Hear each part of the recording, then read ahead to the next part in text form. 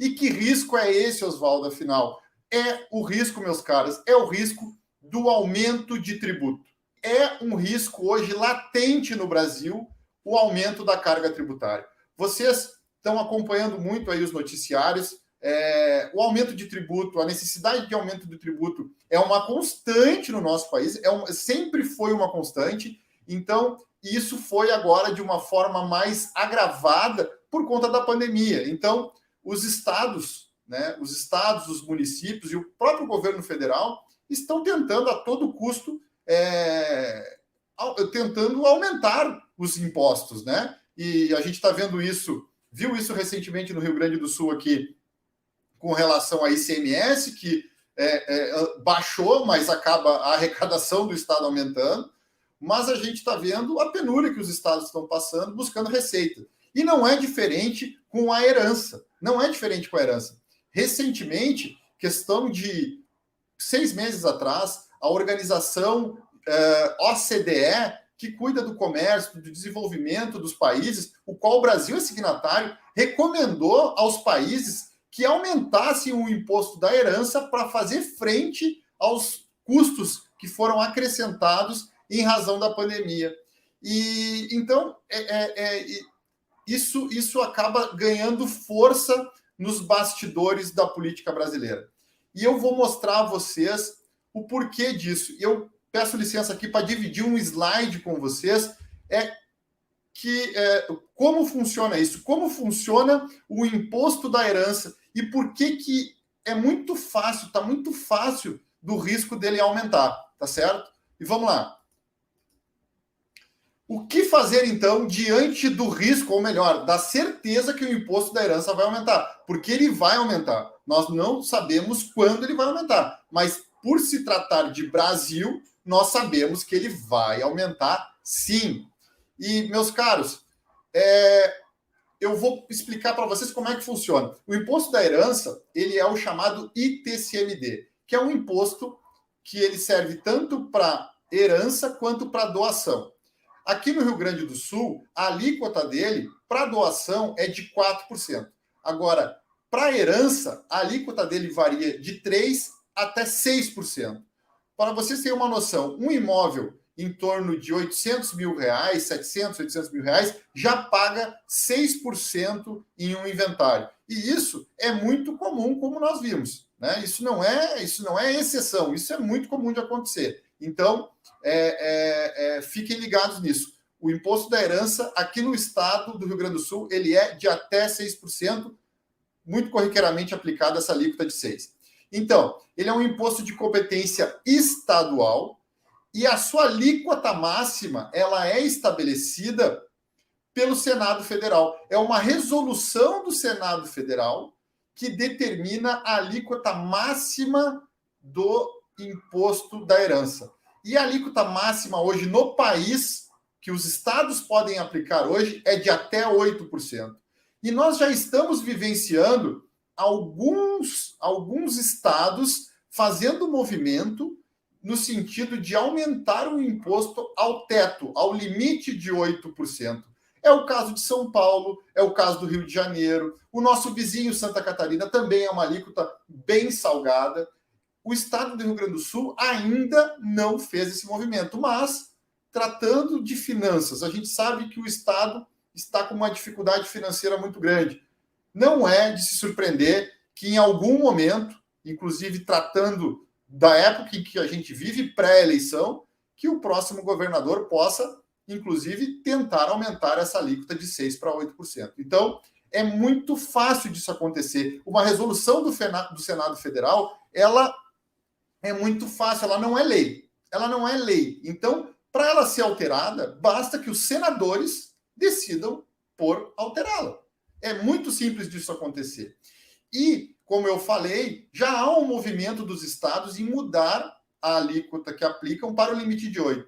Mas o que eu não falei ainda é que já há um movimento dos estados, junto ao Senado, de aumentar essa alíquota de 8%, esse teto de 8% para até 20%. E isso já existe uma proposta do CONFAZ, que é uma confederação de política fazendária, que é composta pelos secretários estaduais da Fazenda, onde já há uma proposta nesse sentido, de aumentar o teto de 8% para 20%. Então, é muito fácil disso acontecer. Isso não exige, como ocorre numa lei ordinária ou numa lei complementar, em que há necessidade de votação nas duas casas legislativas, né? Na Câmara dos Deputados e no Senado. Não, aqui basta que o Senado se reúna e decida, então, por aumentar essa alíquota máxima de 8% para 20%. O risco é latente, meus amigos. O risco é muito, assim, ele está para acontecer. A gente só não sabe quando isso vai acontecer, né? E aí, como eu falei, basta a maioria simples dos senadores decidirem por fazer essa alteração de alíquota, né? Dos 41 presentes, basta que 21 seja a favor. Mais nada além disso. 21 senadores votando a favor disso, isso pode acontecer. Então, já está isso, eu diria que num caminho que não tem volta. Isso vai acontecer, sim. Como eu não tenho bola de cristal, eu não sei dizer quando, mas é muito... o ambiente que nós estamos leva a que isso ocorra de uma forma muito mais fácil do que há algum tempo atrás.